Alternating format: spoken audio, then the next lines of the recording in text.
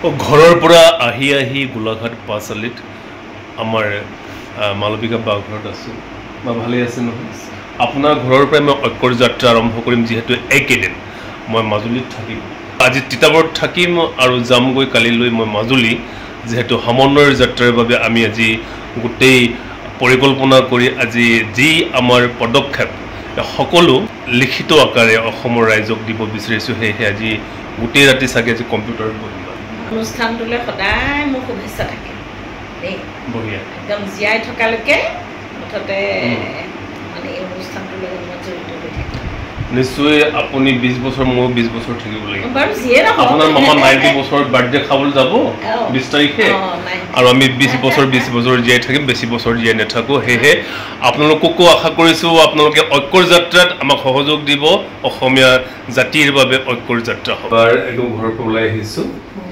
এয়া দেউতা বাজনীৰ শহুৰ সেয়েহে এনেদৰে ইমান ধুনীয়া ঘৰত আছে একদম পিছফালৰ ডাঙৰ বাৰী বোলে দিনত অহা হ'লে দেখা পালোহেঁতেন বা একদম একদম গোলাঘাটৰ পাঁচআলিতে আছে গোলাঘাটৰ পাঁচআলিত আমাৰ মালবিকা চলিহা বাৰ ঘৰ আৰু এয়া চব পৰিৱেশ চব এয়া পৰিৱেশ এয়া বাৰ পৰিৱেশ যামগৈ এতিয়া মই তিতাবৰ সুধিলোঁ ইমান ডাঙৰ ঘৰত থাকিও বেকফালে কিমান মাটি আছে আপোনালোকৰ 9 কথা আছে আকৌ ফ্লেট লৈছে যোৰহাটত এই বয়সত দৰে ভাইবোৰ পালে একদম আপুনিও মানে বাই হৈ থাকিব মানে মনত তেজাল হৈ থাকিব ন মানে সকলো সময়তে যেন আপোনালোকৰ পৰা সহায় সহযোগ পাওঁ একদম সুস্থ হৈ থাকক ধুনীয়া হৈ থাকক মনটো ঠিক ৰাখক গোটেই বৰষুণ যিহেতু মই তিতাবৰ গৈ আছোঁ ভোজৰালিয়েদি মই গৈ আছিলোঁ তিতাবৰ বৰ্তমান বৰষুণ এৰিলেহে যাব লাগিব এনেদৰে আছোঁ বৰ্তমান এই গোলাঘাটতেই কমাৰবন্ধ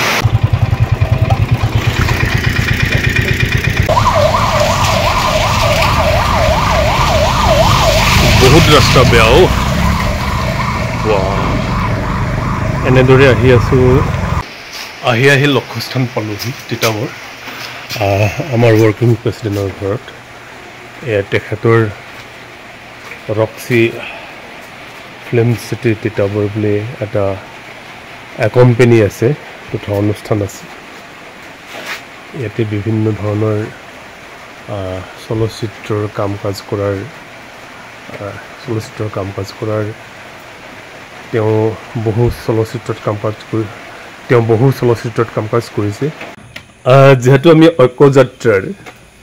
ঐক্যযাত্ৰাৰ বাবে প্ৰস্তুতি কৰি আছোঁ বৰ্তমান তিতাবৰত আছোঁ আমাৰ ৱৰ্কিং প্ৰেচিডেণ্টৰ একদম কম্পিউটাৰ ৰুম মানে ফিল্ম চিটি ইন অসমত আছোঁ ক'বলৈ ফিল্ম চিটি কি বুলি কয় ৰক্সি ফিল্ম চিটিত আছোঁ এই আমাৰ মুখ্য সাংস্কৃতিক সম্পাদক শ্যাম দা আহিছে এই মাত্ৰ যোৰহাটৰ পৰা আৰু মই যাযাবৰী বহি আছোঁ এয়া ৰজা বহি আছে স্বৰ্গদেউ এনেদৰে আমি কাম কাজ কৰি আছোঁ এই ৰাতিত মিনিমাম এটি কিমান বাজিছে 11:30 বাজিছে খুব কমেও আমি 3 ঘণ্টা বহিম ইতিমধ্যে আমাৰ যোৰহাট সমিতিৰ ৱৰ্কিং প্ৰেচিডেণ্ট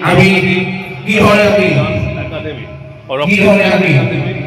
এয়া ঘোষক হিচাপে মৰ্ণিং কিবা এটা কৈ আছে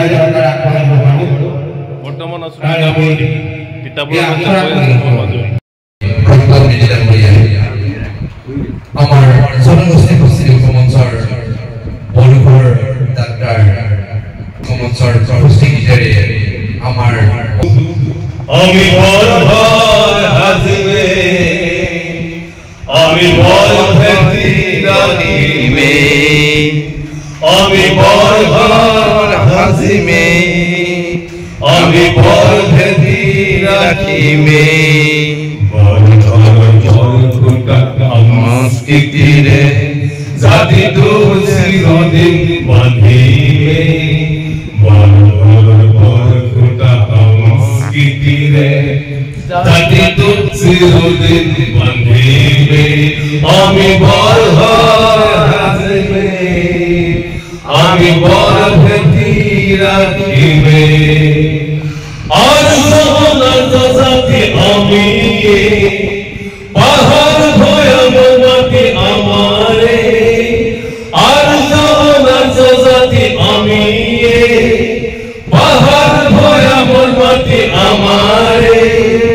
আমি অসমীয়া যুগমীয়া আমি অসমীয়া যুগমীয়া বিভেদৰ জৰিদাৰ শ্ৰীমে একতাৰ দোলেৰে বান্ধিলে আমি বৰহাৰ সাজিলে আমি বৰভেটি ৰাখিলে মনজ্যোতিৰে আমি আগুৱাম ইতিহাসৰ পাত পঢ়ি পঢ়ি মনজ্যোতিৰে আমি আগুৱাম ইতিহাসৰ পাত পঢ়ি পঢ়ি উত্তৰ পুৰুষৰ বাবে আমি গঢ়িম কৰ্মই আমাৰ ধৰ্ম যদি উত্তৰ পুৰুষৰ বাবে আমি গঢ়িম কৰ্মই আমাৰ ধৰ্ম যদি আমি অসমীয়া নহওঁ দুদিনীয়া আমি অসমীয়া নহওঁ দুদিনীয়া অসমীৰ মান আমি ৰাখিমে অসমীয়া হৈ আমি থাকিমে আমি বৰহাৰ সাজিমে আমি বৰভেটি ৰাখিমে আমি বৰহাৰ সাজিমে আমি বৰভেটি ৰাখিমে বৰখুটা সংস্কৃতিৰে জাতিটোক চিৰদিন বান্ধিমে বৰখুটা সংস্কৃতিৰে জাতিটোক চিৰদিন ৰাখিমে জাতিটোক চিৰদিন বান্ধিমে জাতিটোক চিৰদিন বান্ধিমে জাতিটোক চিৰদিন বান্ধিমে জাতিটোক চিৰদিন বান্ধিমে জাতিটোক চিৰদিন বান্ধিমে। বহুত দিনৰ মূৰত আমাৰ সতীৰ্থ আমাৰ সাংস্কৃতিক সম্পাদক আমাৰ শইকীয়া ডাঙৰীয়াৰ ঘৰলৈ আহিলোঁ। চন্দন শইকীয়া এই আন্তঃৰাষ্ট্ৰীয় বাঁহী বাদক চন্দন শইকীয়াৰ ঘৰত আহিছোঁ যিহেতু আমি সমন্বয়ৰ যাত্ৰাত আগবাঢ়িম। এয়া পৃথিৱীৰ ভিতৰত ডাঙৰ বাঁহী বুলি আমাৰ সতীৰ্থসকলে কৈছে, সেইটোকো দেখুৱাবলৈ চেষ্টা কৰি লৈছোঁ।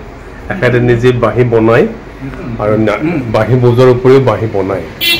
এয়া চব কিমান ডাঙৰ, চিফুঙতকৈ ডাঙৰ নেকি? অকণমান চাওঁচোন ডাঙৰ বাঁহী কেনেকৈ বজায়। পৃথিৱীৰ ভিতৰত ডাঙৰ বাঁহীটো আমাৰ সতীৰ্থই কেনেকৈ বজাব আমি চাওঁ। বাঁহী সৰু বাঁহী সকলোৱে বজাইছে, বজোৱা দেখিছে। ডাঙৰ বাঁহী কেনেকৈ বজায় আমাৰ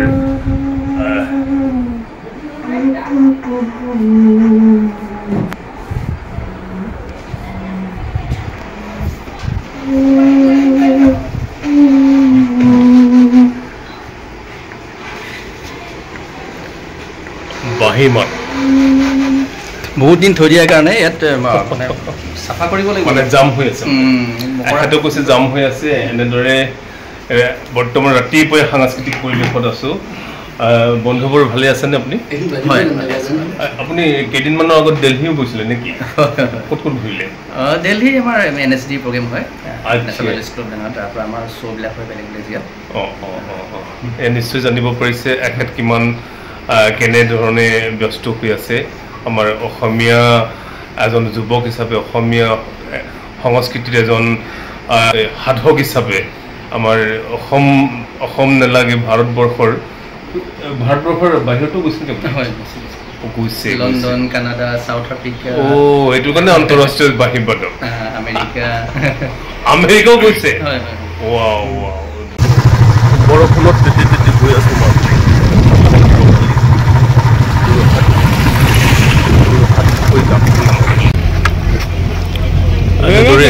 ফেৰীত আজি বৰষুণৰ মাজে মাজে মই ঐক্যৰ যাত্ৰাত আছোঁ।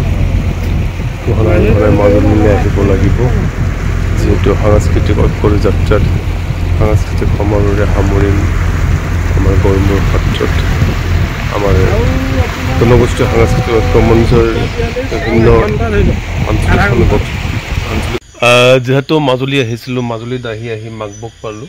লক্ষ্যস্থান মাগবই আছিলে আজি আৰু মোৰ। এনেদৰে আমি ঐক্যৰ বাটত আছোঁ। 15 তাৰিখে আমাৰ মিটিং এখন হ'ব, আমাৰ ঐক্যৰ মিটিং মাজৰ দেউৰী ট্ৰাইবেল হাই স্কুল। মই ঐক্যৰ বাটত যোৱাকালি আহি পালোঁ মাজুলীত। বৰ্তমান আছোঁ ফুলনিত।